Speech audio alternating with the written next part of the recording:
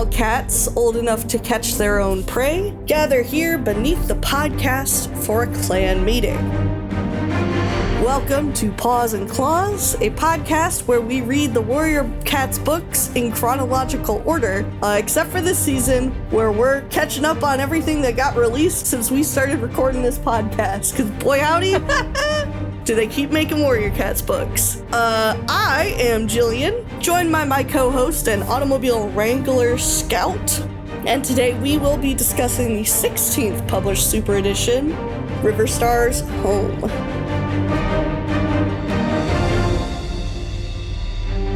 Hi, Scout. Yeehaw! I've been out in CarMax and I've been wrangling them damn cars. Hello, Jillian.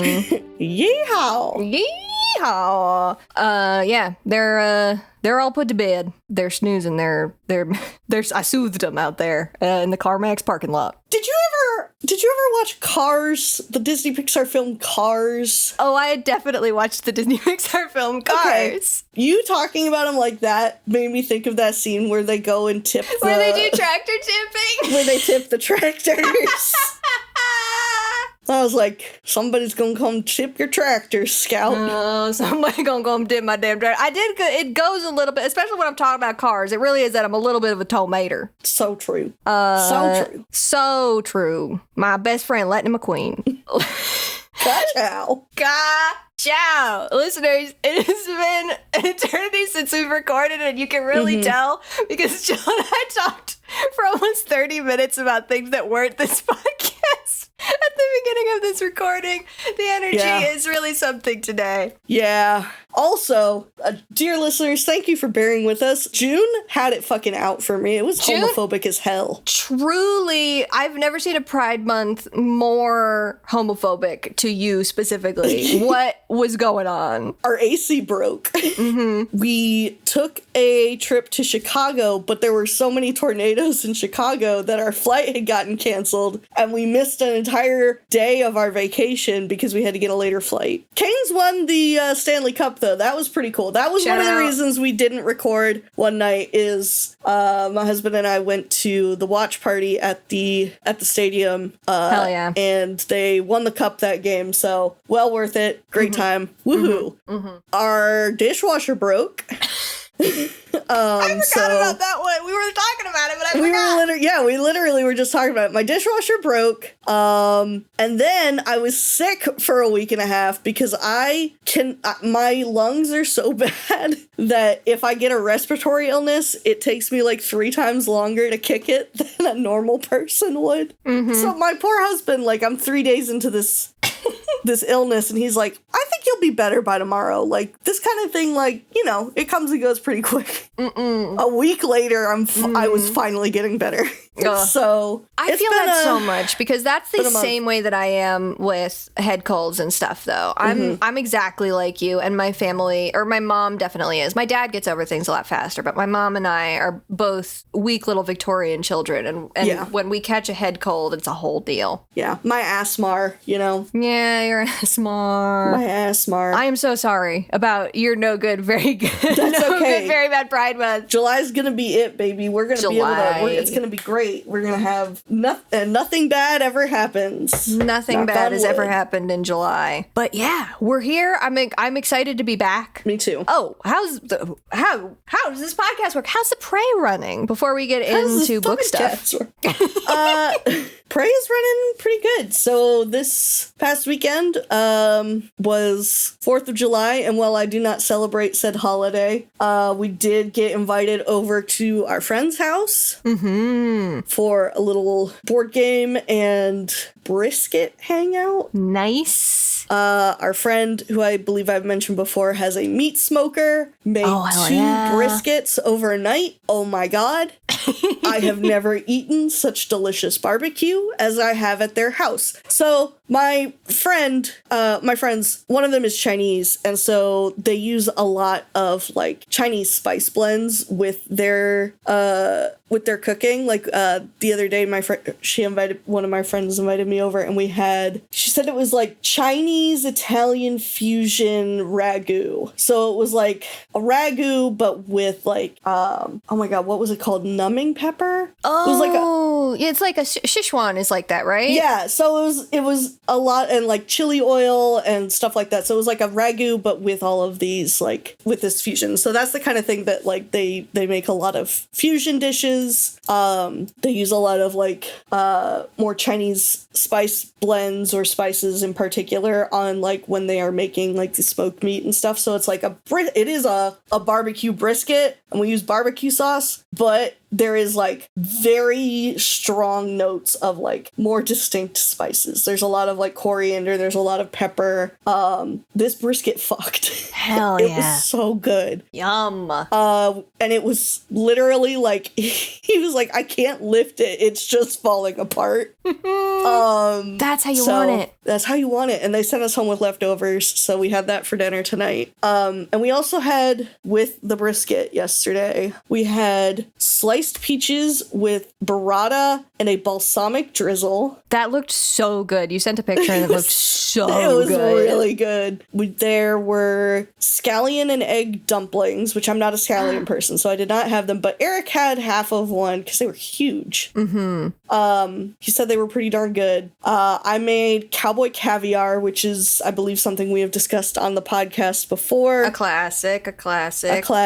We had the red skin potato salad. Yum. Gotta have it. And then my friend made this dessert. It is watermelon pudding. Whoa! With a Swiss meringue on top. Yummy. And rose petals and pistachios. Oh, wow. The taste was excellent.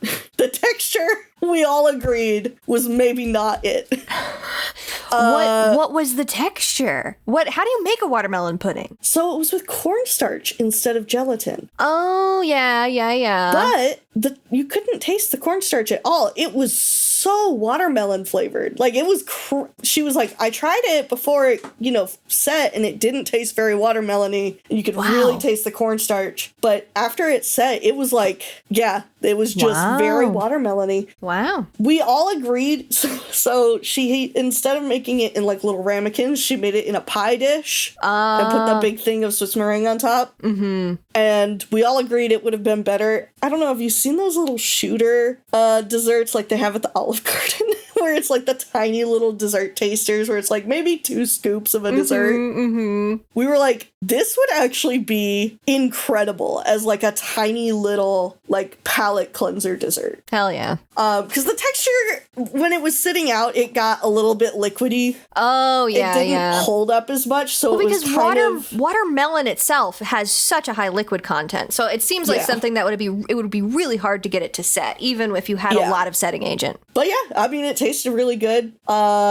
She said afterwards, she's like, I'm glad I made this. I'm glad that it's something that we will probably continue to talk about. I don't know if I'm gonna make this again. Sometimes like, that's the way. Sometimes that's it. Sometimes you just make it once and you go, that was great. I had a great time. Don't want to eat it again. The same thing happened, except not entirely. Before I got sick, I tried my hand at making homemade tiramisu. Ooh. Now, I was over here like, wow, tiramisu is my favorite dessert. Tiramisu is also kind of expensive. And I was like, well, we're doing homemade pasta. We made homemade pasta. It was delicious. Hell yeah. And I was like, I'll make homemade tiramisu and bring it over because I like to try and be fancy for my friends because they make fancy food for us. So I was like, okay, how hard could it be? There's a reason it's really expensive. I was gonna say my family has made tiramisu before, and it is a process. I feel like it would have been easier if I had a second set of hands in the kitchen.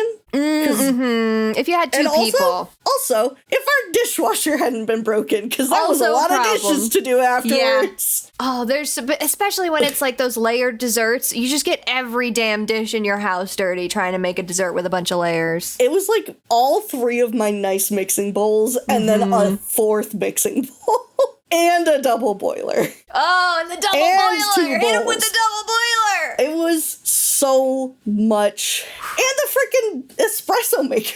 Like, it was so much to do. You gotta make the coffee. Yeah. Especially if did you make like the ladyfingers from scratch, or did you? God, no. Okay. I was gonna say, that's another whole thing. Process. If I maybe would have tried making the ladyfingers from scratch if our dishwasher hadn't been broken, because I would have just done the ladyfingers the day before. Yeah. But the recipe I was following said like a cup of espresso. I'm like, okay, perfect. I made a cup of espresso. I used like 3 cups of espresso in that recipe. There was some like more espresso. There was not enough espresso for half of it with 1 cup. But it was fucking delicious. Hell yeah. The leftovers I put in the freezer as like a test. I was like, I hope it works. Like, I hope it thaws well. It did have to thaw overnight, but I had it for dessert today. Not as good as it is fresh, but still really fucking good. Hell yeah. Hell yeah. But by golly, if I ever make tiramisu again, it will be with an assistant. And I am more than happy to pay someone else to do this for me, honestly. Yeah.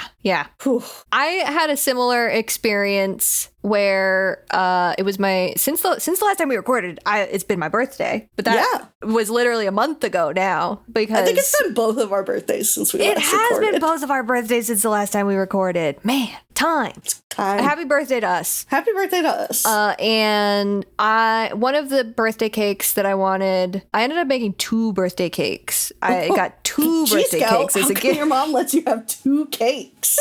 Because one was for taking to our family friend's place to share, and then one was just for us at home. Hell yeah. But I wanted something that was similar to a princess cake, princess torta. Have you ever seen one of these? I feel like I've seen it on it was on Great British Bake Off. Yes, it's that the green orb. Yeah, the green orb. So I wanted to make this, but just basically without the green orb part. I wanted to be like, what if I make the component parts of this? Because that's the thing that's important to me. Because previously we have made the whole thing with the green marzipan and everything, but the green marzipan just isn't worth it if you're making it at home. If you're making it from scratch, it's just not worth it. Marzipan is kind of like, it's fine. I enjoy it, but I'm also not like, I gotta have the marzipan with this. So I said, I'm gonna make all of the components without the marzipan and just sort of put them together. And boy, it tasted so good. I made homemade raspberry jam. I made custard pudding from scratch. I made the cake. It was great, but it's one of those things. I probably will make it again, but it does feel like a once a year thing. Especially, I think I would use a different like custard recipe. I did not like this pudding recipe. I got scalded milk everywhere, all over the damn counter. Oh, you hate to see it. It thickened weird. It was too thick. Mary Berry, your recipe was slightly busted. Hashtag too thick. It got too thick. I had to add so much. Calling out Mary Berry on the podcast. This is Mary Berry. You need to get it together. So I think I would use a different one for it. But that was the point at which when I was getting the scalded milk all over the damn counter, that was the point at which I was like, I should maybe just go to the bakery very near me that I know is famous for princess cakes and get that princess cake. Yeah. No, I think my moment was not only juggling 3 different mixing bowls at the same time, but the fact that I was getting so tired that I had to bring a chair in and sit down while I'm dipping the ladyfingers in the espresso. Oof. And then halfway through realized I didn't have enough espresso. And then I had to make more espresso. And wait for that to cool. And everything's sitting in bowls and I can't put anything together. It was a lot. But, worth it. But also definitely one of those things where I'm like, I'm glad I have this skill, but it is not worth it to me to do this myself. I will pay someone else. Yeah. And it really gives me an appreciation for for sure. It gives me an appreciation also for of course that piece of cake is like between $7 and $10. That was a fucking trial to make. Yes. Yes. I'm always like, man, that's $5 for this tiny little bit of tiramisu. And I'm after making my own tiramisu, I'm like, maybe $5 isn't enough. Maybe when it you needs add to up be the more. labor, yeah, seriously. Okay, we should talk about the book. We should talk about Warrior Cats. We got news basically since the last time that we recorded. Tell me the news. I mean, we've rehashed the news. I'm sure everybody's rehashed the news. There's updates on the Warrior Cats animated series. Oh, I forgot that happened. You know, there's not a ton yet. There's not a ton yet. They released one piece of concept art that is the promotional nice. poster that Tencent released is very nice. I like it a lot. Mm-hmm. The design for Fireheart looks really cool. Disney Plus is the one that's going to be distributing it, and that makes me feel a certain way. Mm-hmm. I'm not happy about it. I'm not terribly pleased about that. I would rather they not. We just need to diversify the animation industry. Like, we can't be just having... You've got yours over there. You got enough. Mm-hmm. Stop it. Well, and the other thing is, like, Disney is so litigious. Mm-hmm. I'm worried about, like, not that I thought that it was ever going to be an especially gritty adaptation, because I do know that it is, like, being marketed towards a younger audience. But I think if Disney is just going to be the distributor and aren't technically going to be involved creatively, but I don't know how much I trust that being said. I'm also thinking I don't trust them to leave the people who make fan items alone. That also could be a big problem. Yes. Because they have a history. And, like, Warriors is one of those things where, like, yes, most Warriors merch is sold as, like, this is legally distinct battle cats.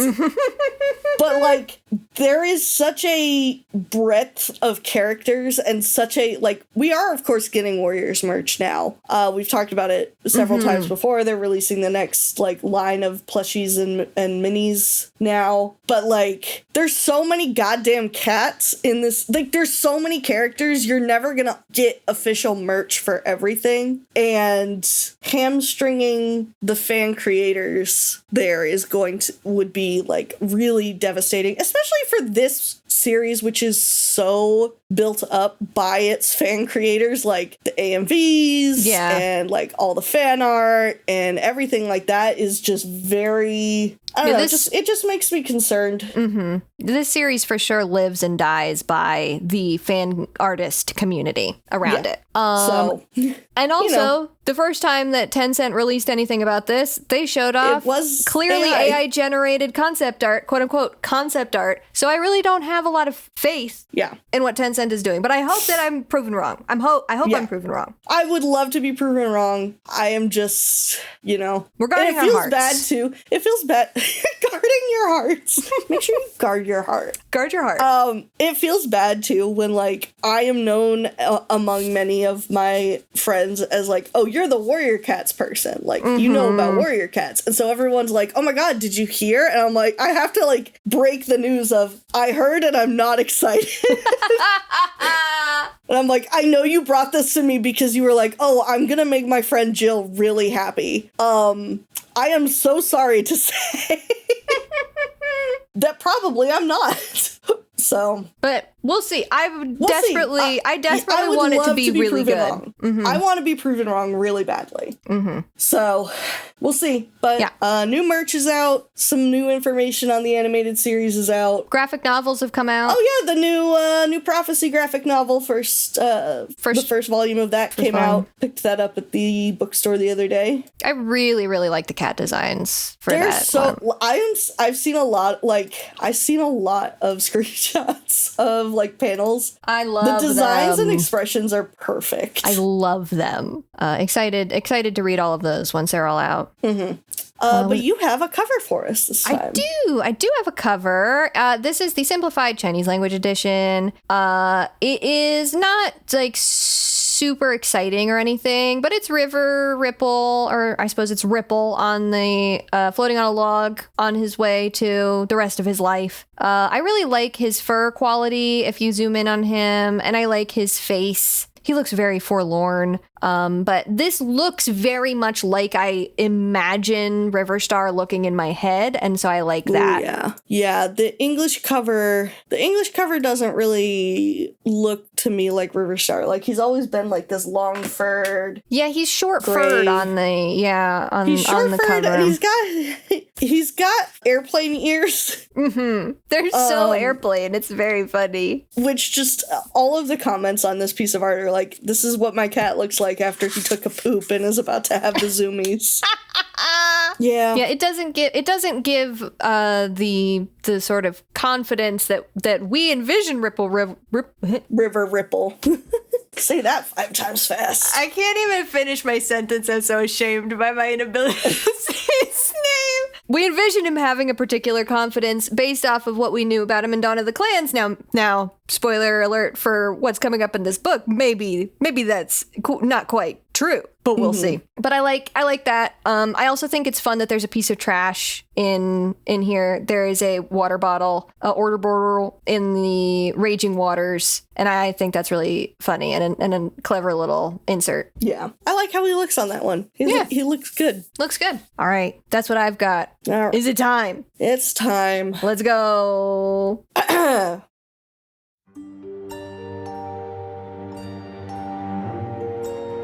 Ripple is one of the cats of the park. Strays who live in peace and meditate and enjoy an easygoing life together. Until one day, Two Legs decide to tear up their home. In the chaos, Ripple is separated from Flutter, the cat he just became mates with, and Ark, the mentor who taught him everything. Ripple ends up on a log in the river, which careens him towards his new destiny. When he lands, Ripple wants to return to his family to find Flutter, but the way is long and treacherous. For many moons, he tells himself he will return, but soon he meets Night and Mist, a pair of siblings who teach him how to swim and fish and live close by, but not too close. The Tom changes his name to River Ripple, reflecting the body of water that brought him to this new home. Eventually, more and more aggressive cats begin to move into the area, disrupting River Ripple's attempt at a peaceful life. Among these are our mountain cats from Dawn of the Clans, and while they have their squabbles and fights, River Ripple tries his hardest to get Night and Mist to stick around and be as uninvolved with these mountain cats as possible. We rehash the events of Dawn of the Clans, but from River Ripple's perspective. Sort of. River Ripple stays on the edge of things for the future clans, providing advice or wisdom here and there, but primarily creating a peaceful oasis by the river with his friend Night and the various loners that have joined them. After the clans become clans and River Ripple becomes Riverstar, a cat from his past, Ark, comes looking for him, seeking help. As it turns out, Slash, a villain the clans chased off at the end of Dawn of the Clans, has taken his rogue to the park cat's new home, and is tormenting the peace-loving felines. Riverstar waffles on whether or not to go help Ark, and eventually agrees to go help his friend and former family. Along their journey, a River Clan cat, Drizzle, follows them, and Ark scolds Riverstar for neglecting his meditation during his time as leader. When they reach the park, the cats slowly sneak out to learn battle moves from Riverstar and Drizzle, and eventually they fight back against Slash. They nearly lose, until Riverstar is killed and then comes back, thanks to having been granted 9 lives. Convinced he's an unnatural being, the rogues flee and the park cats are safe. Riverstar and Drizzle's return home to River Clan is pushed off due to a raging river, and Riverstar's wishy-washy feelings about going back to the island. He finds a new mate in Finch, who seems determined to stay in the park, until he and Drizzle finally leave, and she decides to return to River Clan with him to raise their kids. Once back in River Clan, Riverstar settles back into his role as leader, having to fend off an attempted invasion by everybody's favorite guy, Skystar. In the end, his clan drives the others off, and he feels even more secure in his decision to stay River Clan's leader.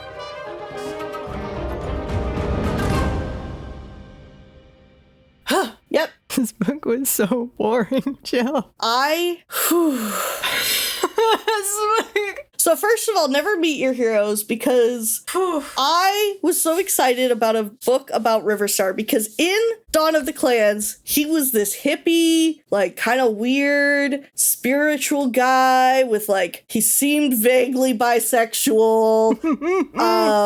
He was always like, he just felt weird, felt mystical. In this book, he is he is a pathetic wet meow meow, and not in a positive way. No, how can they do that? Off. He is such an unlikable protagonist. He's just a guy. He's truly just a guy, and not even a guy that's particularly interesting. He's like just a dude. He's just a normal dude who thinks that the river is like, he has these moments where he's like, the river is speaking to me, and the river is like watching out for me, and the river like knows me and stuff like that. And then he's also like, the river fucking hates me.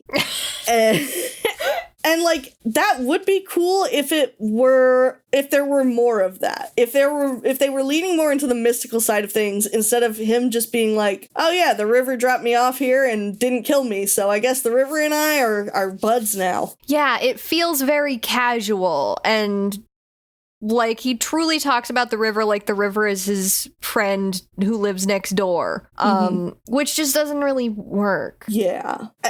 And it's just so much of this book. So first of all, this book is 500 pages long. This book is so long. I was reading this book today. I got to page like 310, and that is when the plot that is advertised on the back of the book starts. The first 300 pages of this book are, we get like a little bit, we only get a prologue basically of the park cats and River Ripple like getting shunted down the river. We get a little bit of him, Night, and Mist, which that was fine. That was good. Fine. And then we launch into, we're gonna retell all of Dawn of the Clans, but from the perspective of the guy who's like watching through the bushes every so often. Like, they don't even like go into detail on anything. They're just like, and then this happened. And it's like, why is this in the book?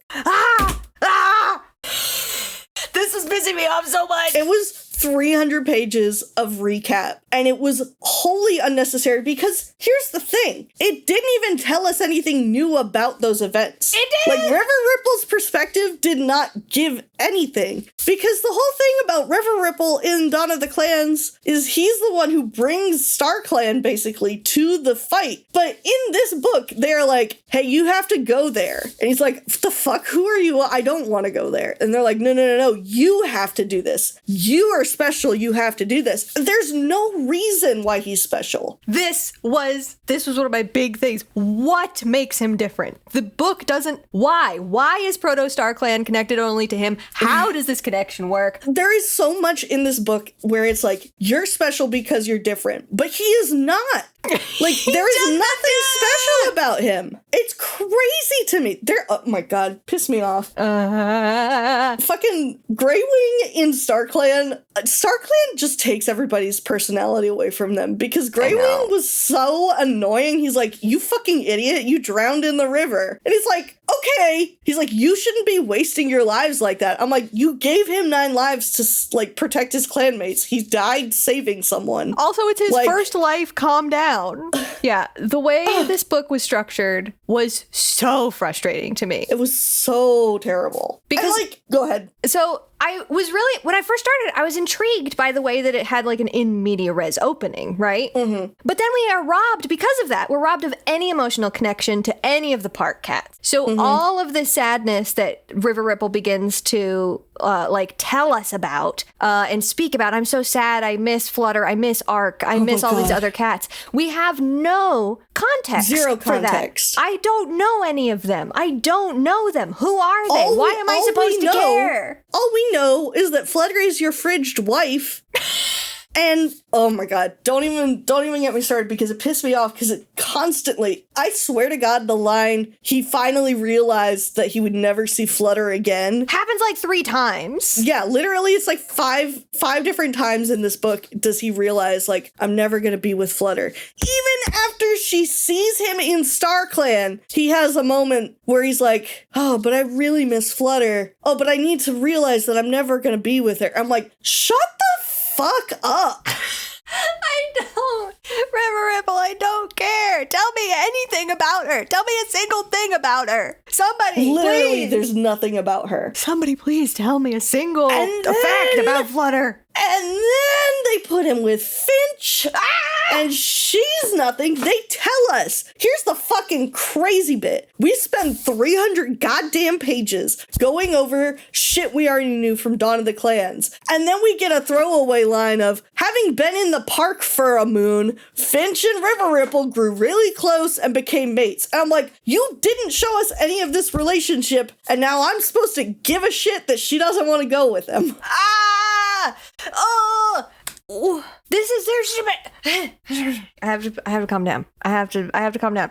And then, even after he comes back, I don't think the whole Skystar thing was necessary. Oh my god, I can't believe there was still 100 pages after he got back. I can't believe we still had to read about all this bullshit with Skystar. I wanted the book to end so badly. I couldn't believe it. No, and I was complaining in one of my chats. I was like, they were like, why are you still reading this book? Because, like, they didn't realize that we had the podcast. And I was like, I'm reading this book. I'm like, Erin's Hunter, why are you doing this? They're like, why are you still reading this book? And I'm like, because I have to do a podcast about it. If I didn't have to do a podcast about this book, I would have put it down so long ago. I would have put it down within the first 2 chapters, probably, if we didn't have a podcast about it. I was so done. But yeah, I mean, you've already said it, but why are we going through the entirety of Dawn of the Clans again, and in ways where we aren't even filling in spots? So here's the thing. I remember when we were recording our episodes on Dawn of the Clans, at one point there is a moment where Greywing goes to stay at RiverClan, and they skip over that whole month that he's there. And at the time, we said, I would have loved to see what that looked like. What was that whole month about? You know, like, what was his life like there? It's too bad that we didn't see that. And then we get this book, and I see that we're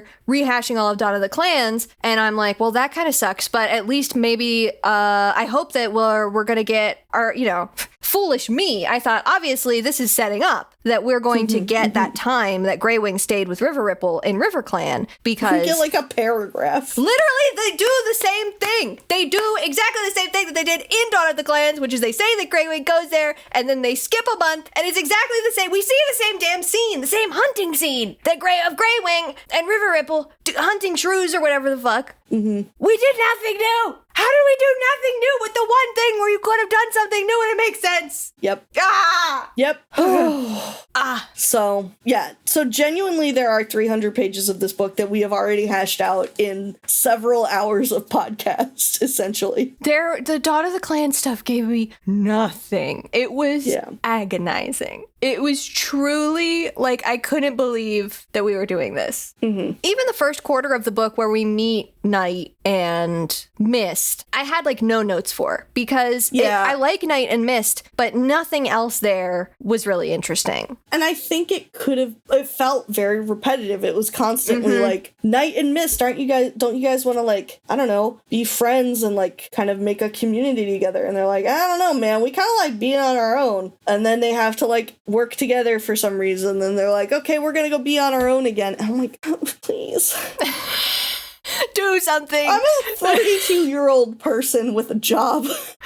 And obviously, and here's the fucking thing. I love a long book. I will read a long book. Yeah. But you gotta give me something to chew on. Gotta give me something. You can't just make me reread the books I've already read and make them even more boring. Yeah, like this isn't even a matter of that we are adults reading children's books, because it's not that it's children's writing, it's that it's boring writing. Like, yeah, especially, and like, you know, there are some times where I'm like, well, they have to give summaries because, like, you never know if somebody's going to be picking this up as their first book. There's no fucking way that somebody is picking this up as their first Warrior Cats book. If somebody's picking this up as their first Warrior Cats book, they deserve to be confused. Honestly, maybe this is a hot take, I think anybody who picks up a book in the middle of a series and opens it and goes, I'm confused, I don't know what's going on, they brought that on themselves. Go read the other books. Go read the other ones. Especially for this one, there's you don't have to get into them. There's technically for this one only 6 or 7 that you need to read. Yeah. 6, 7.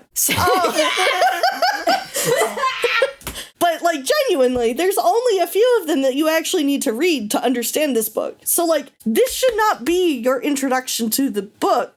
And here's the thing, too. The summaries of Dawn of the Clans that they're giving don't make sense without the context of having read Dawn of the Clans. Because you're like, who the fuck is Jackdaw's Cry? And why is everybody so pissed off and upset that he's dead? Like, yeah.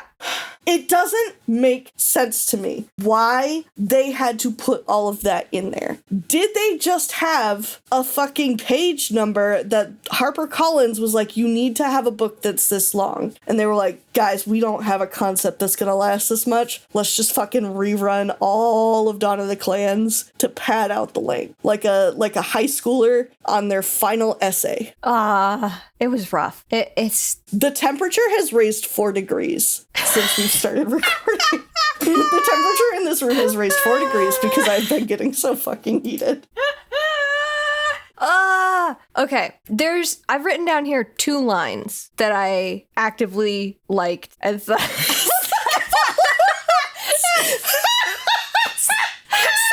for the listener. Scout's video, for some reason, whenever she emotes, like, in person, will, like, throw emotes up onto the screen, and it just threw up, like, a whole bunch of fucking balloons. Because I held up 2 fingers for a peace sign. For some reason, that was the signal for balloons. Oh my god. Oh, it was really funny. Okay, I had 2 lines that I thought were actually indicative of the themes they were attempting to explore in this book. One was from Tall Shadow. I thought we'd find a better life, but it's just the same. Nowhere is safe. We just find new ways to die. That goes hard. Damn, banger. And then I think this was River Ripple, like an internal monologue from River Ripple. How could you make a cat peaceful? Peace flowed from inside. Peace imposed from outside wasn't peace at all, only silence. Also banger. Banger. You can't force someone to be peaceful because that's complete opposite of like what it all means. It's incredible. Great thesis. These are wasted on this book. These are great lines, and literally, I just simply don't think that outside of these there was anything said that like really resonated with these. Mm-hmm. It's just like outside of a few sentences here and there, the book just didn't feel like it was saying anything to me, which is amazing because there's so many fucking words in it. Yeah. The copy editing errors were also running wild. I don't know if this is just a first edition thing. The one that made me write this note was I saw River Ripple Wows Relieved, which was WAWS. Guys. Gamers, please. HarperCollins publishes these, right? Yes. I was just rereading The Raven Boys by Maggie Stiefvater earlier this week. That was it was a first edition. That also had a lot of copy editing issues in it. Now, it wasn't released anywhere near this book, but I wonder if just like this is a HarperCollins editor problem generally. Could be. Anyways, I just thought I was reading that and I was like, there's a lot of copy editing problems in this. This is the same publisher, isn't it? As all those Warrior Cats books that have all the copy editing problems. You guys, has this been a problem for longer? For like a long time, maybe? And it's not the Erin's, and it's maybe a HarperCollins thing? Anyways, who knows? Mm-hmm. But we've already said this book should have started at the 2/3 mark. And maybe ended at the 3/4 mark. Yep. Again, I don't understand. Like, I guess it's because they were originally releasing the novellas as, like, digital books, essentially, first. They were ebooks, and then they released them in those little compilations. So, like, I guess they were just like, no, the novellas don't sell. You don't need a super edition for half of this shit. It doesn't need to be this big of a book. Just make I don't know. Just do something. They could be longer than they could be longer than a novella if you think a novella's not going to sell as well, but they don't. They can be as long as a regular book. that's fine. They don't need to be these giant behemoths. Ivy Pool's Heart was like that. And maybe they've learned. Maybe. Because Ivy Pool's Heart was after this, and that was closer to a regular book size. But even that was longer than it needed to be. Mm-hmm. I liked some of the stuff with Night and Riverstar and the evolution of what they want from each other and the group. There was stuff in there that I thought was really interesting. They had like 2 or 3 scenes where I was like, this is cooking, and that's it. Is the thing, and it's just not enough of it. I thought Night was one of the more interesting characters here. I like the idea of this cat who very, very slowly over time learns the value of community and gets to this point where and she's got a lot of trauma around trusting other cats too. Yeah. She lost her mate and her kits. So of course she's hesitant to get emotionally attached to someone else. Yeah, because that's a lot. There's a lot of to love is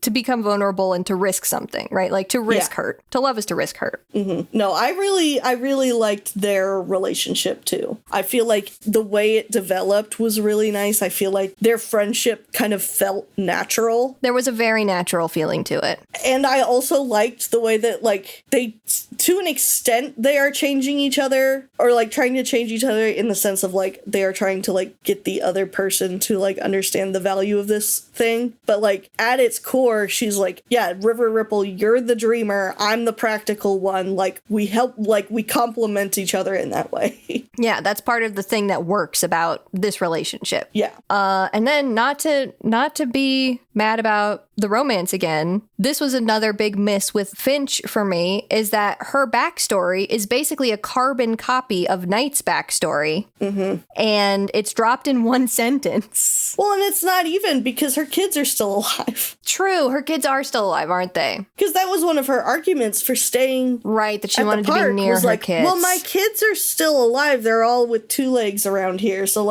staying here, I would still get to go see them. That whole okay. The whole Finch and Riverstar, trying to decide if she's gonna go with him or not, pissed me off. She was very firmly no, I can't go with you. I wanted her to make that choice. Yeah, I was oh, cool. She's making this choice. This is a romance where they're nope, we are, right person, wrong time, whatever. We liked each other, but we just can't make it work. And I was cool, we're gonna have a different sort of thing here. We're gonna have some variety in our romance, even though this romance sucks shit anyway. And then there's the fucking dramatic ass, no, I'm coming and I'm gonna go with you. And she throws herself in the river and she can't swim and they have to drag her onto the raft. And she's I realized I can't do it. I can't be without you. I don't want to raise our kids alone. I'll come back to RiverClan with you. And the entire time she's oh, I don't know about this whole warrior thing. It sounds so violent and scary. And are our kids going to be safe? I'm why did you come? Why are you here? Go back to the park. I don't like to be a woman hater, but I kind of hate this woman. The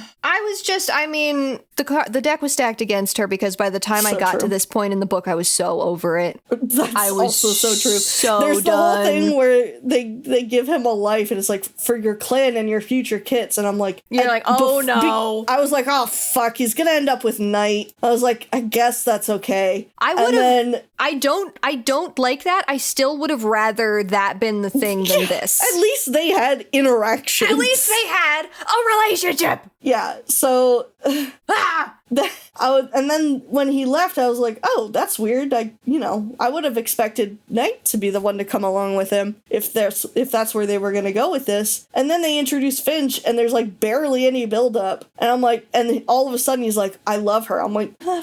As soon as she came on screen and the text described her as beautiful or whatever, I was oh my god, oh no. But yeah, she's introduced so late that I don't give a fuck. I truly, and this is why it needed to be a novella, because just take this part of the book and literally make that. This is what's advertised as what the book is about. This is what I thought the damn thing was about. Why do we do this? Why did I start this GD podcast? I really don't have a ton of notes. Let's see. There's that fucking bullshit. Yeah. I've got two more things I kind of like that we can tag on the end here. Well, and I'll say, like, there are some dialogue choices in here that are like, yeah, that's a pre-banger line. Yeah. There's always good lines that you can find in these books, pretty much. There's always something where I'm like, yeah, there's always something you can find as a little gem. Mm-hmm. Unfortunately. As a little treat. And this is why I can never leave this hell. I really liked during the journey from RiverClan to the Park Cat's new place. I liked the adventures in the mall. I thought those were clearly written and clearly staged compared to the confusion of the horse thing that was happening in Ivy Pool's Wish. I like knew exactly what was going on. I could picture it all. I could see them like running over the fountains that go through the middle of one of these malls with like the big, skylights and going up and down the elevator was really good. I think they encountered an escalator at one point, which also is like, I knew all of the human things that they were encountering. I could see them. I could picture it. Yeah. I liked that. I like Drizzle. I did too. I think she was a fun character. She was a fun addition. There was one moment, I did mark this, I forgot. Okay. There was one moment of like incredible misogyny from Riverstar regarding Drizzle. When she follows them, he's like, I can't be nursing an inexperienced she-cat through this mission. I'm like, oh yeah. Hey, why'd you have to point out the fact that she's a girl? You didn't need to. You could just say I can't be like guiding an inexperienced cat through this. You know, why do we have to do that, huh? These women, you know, that's what the women folk, they need to go back to the kitchen. They need to go back to the river and fish up fish for the kits. There is a lot, I mean, you know, this whole, I mean, everything has a history of casual misogyny. This series has a history of it just like pops up every once in a while and you go, whoa, that was weird. Okay. Yeah, that one was my like, that was a particular turn of phrase that I don't think we needed to be using. Yeah, that one's a little over, a little bit over the edge. You don't gotta go there. It's a little bit weird. You don't gotta go that far. Sorry, continue. I added one more thing I liked about the book, but it's not actually even about this book. It is about how we see the story of Riverstar losing a life get emphasized over like the oral storytelling tradition, because by the time we met the Park Cats in A Starless Clan, they are like totally convinced that Riverstar is immortal. And I think seeing this happen here and being able to trace from here to where we see the cats like dozens and dozens of years later, where the Park Cats are like, and Riverstar is an immortal warrior. He's so cool. That is really funny to me. But again, not even really in this book. It's just a thing that they did in another book in reference to this book that's kind of fun. Yeah. Speaking of, where the fuck? Where are they? Yeah. Because, like, isn't this park supposed to be, like, the one that the cats in Starless Clan, like, learn the meditation from? Yeah, so I think... So where is it? Maybe I'm inventing this in my head, but I feel like I remember there being like one or two lines in that book in Starless Clan where we went to the park, where one of the cats was like, we're in this park now. We used to be somewhere else, like further away in a forest after the original park was destroyed. But then we came to a new park. We had to move at some point. And maybe I'll accept that. But like, I might be just like making that so that it makes sense in my head, but I don't know. Cats of the Park Warrior. Okay, you're right. Okay. I feel a little bitter now. I was like, where the fuck is this supposed to be if this is the place that they journeyed for like 5 years to in A Starless Clan? But here's the thing. Why bother having it be a different third location? Is it just maybe probably it's just because of people like me who would be like, what the fucking geography doesn't make sense. But why not just have this? Gonna know. But why not just have this take place in a different park where they just went to a different park after they were in that park? I mean, there's obviously more than one park. But I don't know. Maybe they just needed it to be on a cliff so that Slash could like fall off of it Mufasa style so that they didn't make true. River Ripple. So River Ripple didn't have to be a murderer, you know, like. Yeah, rolling my eyes about that. Uh-huh. I did think it was cool that he was like, that he did use the whole like coming back from losing a life as like, you can't fucking touch me. You can't. I'm immortal, bitch.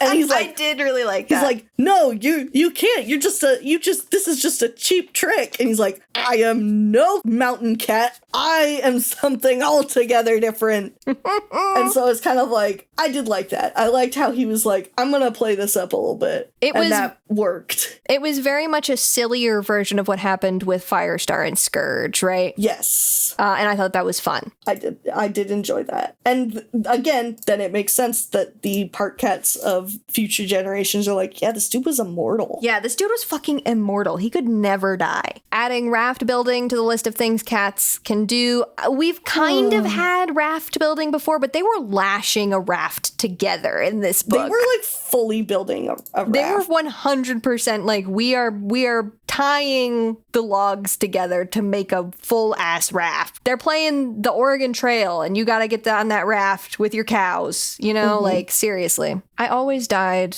in that part in Oregon Trail. Like I never made it over the river. I don't think I ever actually made it all the way through the Oregon Trail. I always died of dysentery or I ran out of money and couldn't buy any food. Yeah. And then the cows my oxen all started dying and I didn't have anything to pull my wagons. I don't remember why, but the other day my parents and I were researching the Oregon Trail, like the history of the actual Oregon Trail and the settlers going across the plains and everything. And we found out that something like, I think it was 10% of the total settlers died on the journey. And I was like, according to the Oregon Trail video game, it's much higher than 10%. Right. Considering how many times I died playing the Oregon Trail. So, considering how many times everyone dies while playing Oregon Trail, I guess people back then were just built different. That's one of the things we were talking about, was that they were built different. They weren't built of code. Yeah, they weren't, you know. They also weren't 4 years old, which was probably the age at which I was playing the Oregon Trail. So it could have been a skill issue, but we'll never know. The last note I took about this book was, thank God I'm done. It's mean, but it's how I felt. I was so tired. I was so done with it, dude. God, I was originally going to read this on a plane. At least there, it's like, what else am I doing with my time? Yeah. I'm on a plane. I can't be anywhere else. Plane. Instead, I read The Ring, which was like a much more exciting read. Hell yeah. But yeah, woof. It was that was a time. Literally, like, the funny thing is, right after I finished reading this today, I went and reviewed it on Storygraph, and I actually put a review. I don't usually write, like, actually, like, words in my reviews on Storygraph, typically, but I did this time, and I was like, this book needed to be 300 pages shorter, and I was like, oh, Scout wrote something. Let me see what Scout wrote. And Scout wrote, this book needed to be 350 pages shorter. I was like, yep, okay. That's us. We knew. We know. We know how to fix the book. Yeah. That actually wraps well into my first bullet point for the Erin Corner, if you're ready to hop on over there. Yeah, absolutely. So this was another super edition that was chosen via fan poll, the same way that they did with Leopard Star's Honor. I am reminded of how that super edition also didn't feel like it was saying anything new, felt like it was an extremely unnecessary super edition, probably another one of our lowest points and like lowest rated reads for this podcast. So maybe we just shouldn't be choosing these by fan poll. Yeah. Well, and like, here's the thing too. If I had voted in that poll, I probably would have voted for Riverstar because, like I said, I thought he was a very fascinating, weird, like, unconventional character. And so, yeah, of course I would want to see a book like that. But that's... And then it's complete nonsense. Yeah, well, and it's like, it's one of those things, you know, I guess this is one of those instances where, like, in demystifying the character and, like, creating more information about the character, giving the reader more information about the character, you demystify the mystical aspect and take all of the magic out of it that you had previously. But it doesn't have to have been like that. Yeah. I think they could have done something that was more, I suppose it would probably have to be more experimental and weird for the series, but, like, they could take that risk. They could have done something, but they didn't even have to do that to make Riverstar. They just could have written Riverstar differently. Yeah. Also, apparently someone used bots to artificially inflate Riverstar's odds. That's so funny. Which is so funny. But even after they removed all the fake votes, he still won, which makes it even funnier. To use bots to inflate the Warrior Cats Super Edition poll. That person knows what they're... Stop the count! That person knows what they're about. That person is like, I have an interest and I have skills and I'm utilizing the skills for my interest. Super specifically. Yeah. That was all I found in the Erin Corner for this one. Not a lot about it, but yeah. I mean, I don't have a ton heading into sharing tongues, but we can go there. Let's go. But I 100% agree. I think they need to not let the fans choose. They need to, because in general, I think fans should not be in charge of a story. Yes. The authors need to be doing stories that they have actual interest in. If they don't actually have any interest in it, then they shouldn't be doing it. It would be, you know, and you would think that they would make these polls with the idea of, like, you know, sometimes when I come to a TTRPG table, I'm like, I have 3 character ideas and I think they're all equally interesting, and I am going to bring the one that, you know, fits the niche that is necessary in the party appropriately. I come to the table with 3 things that I'm already interested in. But it seems like with these polls, they come to the table with like 4 characters that they don't have any ideas about. They just do it. They're just like, let's see. Let's roll, let's spin the wheel and see what cats we land on. All right. What's up in Sharon Tongues? Well, not a lot. Tumblr had, again, a lot of cat designs. Naturally, we have a bunch of new cats in this book. We're going to get a lot of cool designs. The funniest thing that I saw is people complaining about there being no mini comic at the end of this super edition, because most of the other super editions have a little James Barry comic at the end. And as we've been talking about this, I was like, hey, you know what? The Skystar stuff that we had at the end would really have made a better mini comic. It would have made a better mini comic than being in there. I still can't believe they did that to us. I can't believe it. Was fucking crazy, dude. It feels like a crime was committed against me. Like... It's a hate crime. But yeah, I don't think Ivy Pool's Heart had a mini comic, so this may have been the first one that they stopped doing the comics for. Because I think this was probably around the time that James Barry retired from doing Warrior Cat stuff. Yeah. As far as when this came out. But yeah, most of the other super editions have had those little mini comics at the end, which have always been really nice. And they just give you like a little bit of a like, haha, after the main story, like here's a fun little peek at what happened. And I do think that the Clear Sky stuff would have fit much better as that sort of thing. This one killed me. Okay, so one of my favorite YouTubers, Ashley Norton, has a second channel where she posts her Twitch VODs. And she recently did a playthrough of Heavy Rain. Oh my god, wow.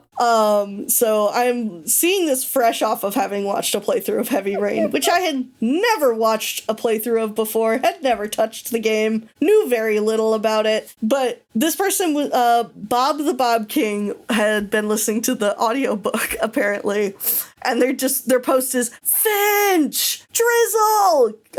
There's a moment where Finch and Drizzle and Riverstar, their raft shatters on the rapids, and they all get separated, and Riverstar is calling out for them, trying to find them in the water, and he's calling out their names, and this person says, it's like listening to those Heavy Rain vids, Sean! Sean! Sean! Sean! Jason! Jason! I was dying. Sean! Incredible. Press X to Sean. Press X to Sean. It's just an all-timer. Update. Yes, this came out in September of 2023, and James Barry retired in October of 2023 from doing Warrior Cat stuff. So I think he was working on a Thief and ThunderClan, and then that was the last thing. So probably that's why this one didn't include one. Love you, James. Love you, James. Miss you, James. Hope you and your husband are doing great. Then there's this one from Minash the Trash. Riverstar's bullshit retcon, aka Riverstar's home. And it's just an image of Riverstar who says, "Don't worry, I know what I'm doing." And then the thought bubble is, "I fucking love lying." That's genuinely what this book felt like, where it's like, yes, this man who like knew everything and was like totally cool is like actually just like, I don't fucking know what I'm doing. Mm-hmm. And usually I love that kind of thing, but it just wasn't interesting here. Yeah. I feel like I like that better when it's like, then it's revealed to people, like to everyone else, that they don't have any fucking clue what they're doing. Right. Yeah. We never get that here. We never get like... Yeah. Nobody else realizes like, oh, this dude does not know shit. Nobody else spots the imposter. Yeah, Among Us. And then there's by Graf Demur, some art of Riverstar saying, I can swim, and it's very clearly he's riding on the back of Knight, who is holding him up above the water. I liked that one. And the tag says, the first leader of River Clan forgot inflatable armbands at home. And then somebody else, this is WLW Paw, because Riverstar's first mate is named Flutter. They drew Riverstar and Flutter pressing their foreheads together and crying. And it just says he misses his wife, y'all, in the tags, I'm sorry to my new followers. I think that's very funny. I liked that a lot. Really good. So I looked at this before we started recording and I was so confused, and then I remembered that his dead wife was named Flutter. And I was like, oh. AO3 fics for this book. Not surprising. I can't believe there's even 3. You know what? Same. Because I think there were some books where we were like, oh, there's sure to be plenty of fics for this. And there was nothing. One of them is Grey Wing and River Ripple ship, which like is a pretty popular ship, I noticed in the fandom. Mm-hmm. And I 100% can see that. Yeah. One of them is about Skystar post battle at the end of this book. And then one is a character study of Cleo, who we didn't really talk about, but she's a kitty pet who brought her kits to live in River Clan, and then her husband came and was like, they're not safe here, you need to come home with me, kind of situation. Mm-hmm. I did think that was kind of an interesting scene. Yeah. That whole thing was kind of interesting. River Ripple himself has 61 fics, but he doesn't really seem to be like the main focus in most of them. As far as YouTube goes, mostly just like a couple of animation memes, a lot of like video book reviews where people are like, hey, this book was kind of shit. Mm-hmm. Or here's the problems with this book, or here's where they fucked up. I can't believe that it has as high of a Storygraph review as it does, which I suppose that's jumping ahead, but... Yeah. What's killing me is I did find a Grey Wing and Riverstar AU like ship map. The thing though that's killing me about it is when I copied the link, the thumbnail and the link is Panera Bread actually healthy with full menu review. But if you click the link and you like actually follow the link, it goes to the map. So like I don't know what's happening. I don't know. Oh, the hidden Panera menu video that only exists in a liminal space in this YouTube link. Holy shit. Yeah. So there's just, and I tried to find general like Riverstar maps, but there really wasn't much of anything. Yeah. Storygraph, 3.63 stars with 197 reviews. When I was scrolling through, there were a lot of 4 and 4.5 star reviews, and I just have to wonder why. Who's doing this? I mean, I suppose people have different ideas of like what a 4-star is. That's so true. But, like, I will say a few of them were like, I love Warriors, and I enjoyed and finished this book. And I'm like, yeah, I guess that's for what some people sometimes that's what people want out of a book. So true. Which, that's one of the reasons why I, like, try and go and, like, look at the actual written reviews. Yeah, see what people are saying. We got a lot of, everybody agrees that it's way too long. It's so long. Like, even the people who liked it were like, I think it was a little long. So, just, at least we're not crazy there. Yeah. This person said that I still think it was really odd to not add the conclusion to the Slash plotline until after the main series books. Which, yeah, I don't know if I agree. Like, I feel like they chased him off and that was kind of the end of it, and I feel like that's fine. Yeah. It's similar to what happened with Soul, right? Like, Soul has never been revisited, even though he survived at the end of that arc. Is allegedly still around out there, running schemes. This one said it was super boring. I nearly fell asleep.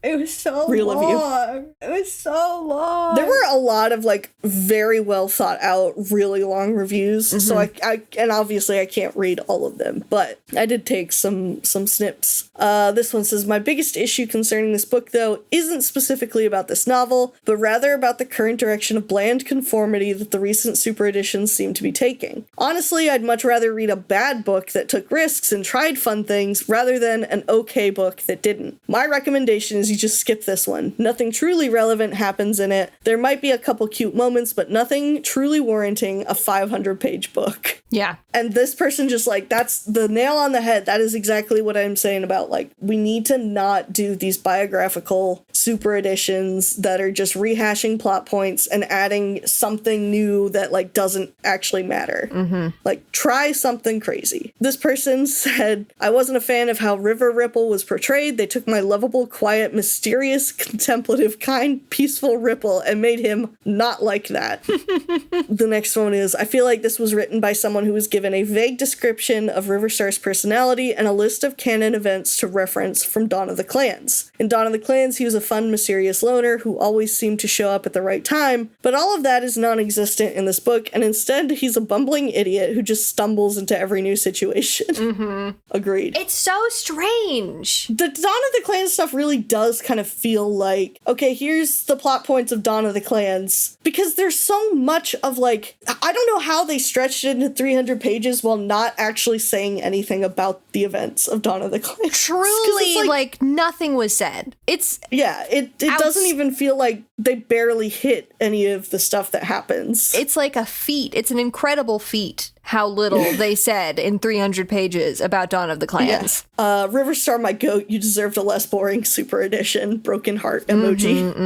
Riverstar's love interests, dead wife and alive wife, respectively, are both written about as generically as they come. The book had potential, but I much prefer Riverstar as the mysterious gay hippie NPC he used to be, and this super edition never really justified its own existence. Yeah. Another person said, no mini comic? What's the point?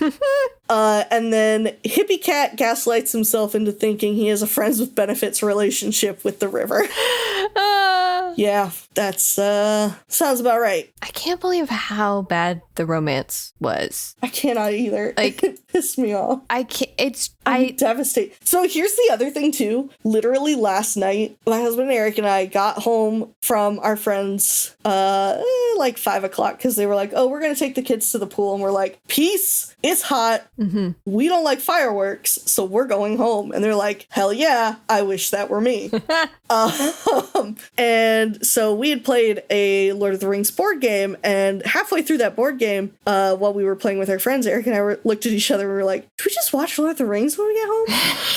And so we got home, we decompressed, did our nonverbal TikTok scrolling for a little bit, and then we were like, let's watch a movie. And we put on Lord of the Rings. And I don't know, I know, Scout, you have not seen Lord of the Rings yet. I haven't. Correct? I'm still a novice. That's okay. When you come visit again, we're going to watch it again. Hell yeah. It is incredible how we watched the extended editions, but there is a romance in Fellowship of the Ring that is introduced. How long is this movie? Theatrical cut is 3 hours, extended edition is 4. Theatrical cut is 3 hours. Yeah, dude, these are long-ass movies. Whoa. But it is a 3-hour movie, and there is a compelling romance that I am obsessed with within the span of a 3-hour movie. And you can't do that in a book that's 500 pages long. 500 pages. 500 of them. So anyway. I've read like 20-page short stories that have a romance that I'm more compelled by than anything. Goddamn,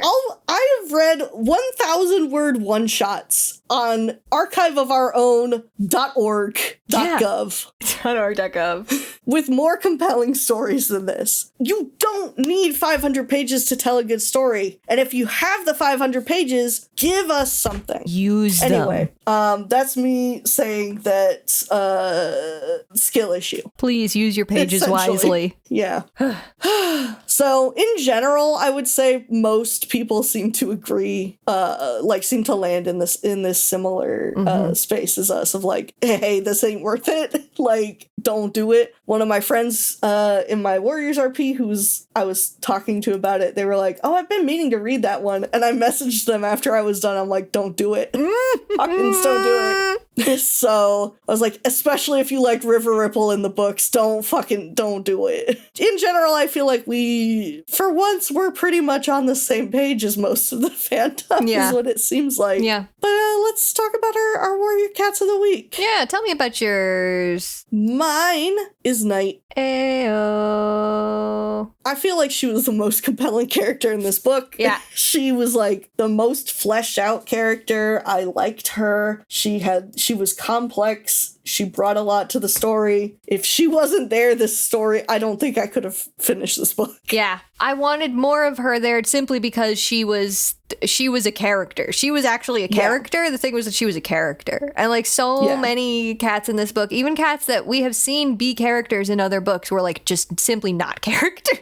Exactly. Yes, my pick was also Night. Night, save me. Save me, Night. Save me, Night. Save me, Night. I truly would have, I like the fact that they didn't go romantic between River Ripple and Night, and they had kind of they had an interesting conversation about it where Night was like, no, it's not a romance thing, you stupid furball. It's just about that, you've brought me to a place where I believe in what you believe in, and I don't want you to throw that away. Yeah. It was nice. I like that, but I still would have preferred he get with Night if they were going to put a romance in here, because at least she's a character, which Finch is simply not. Oh man. Let's get out of here. Let's get out of here. Let's go to fucking bed. If you have thoughts, opinions, questions, or memes to share with us, you can write to us at pawsandclawspod@gmail.com. That's paws as in what a cat has, claws as in the part of speech, pod as in podcast. They're also on Blue Sky at Paws and Claws, and on Tumblr at Paws Clause Pod. Listeners who are 18 years and older can come join us on Discord, which will be linked in the show notes. We are brought to you by the TWG Podcast Network, which you can find at theworstgarbage.online. You can find me on Tumblr or Blue Sky at Humble Goat, and see the art that I do, including our podcast cover art, at scoutwilkinson.myportfolio.com. And you can find me on Blue Sky at plot-twists or on Tumblr at antique-romantic.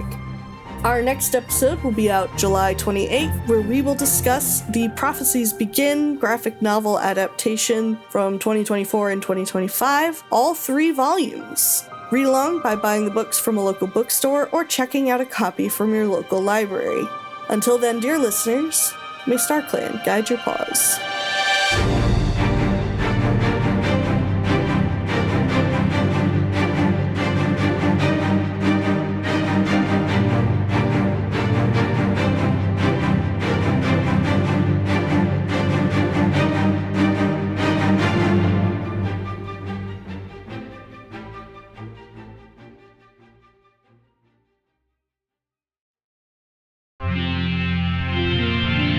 TWG, the worst garbage, online.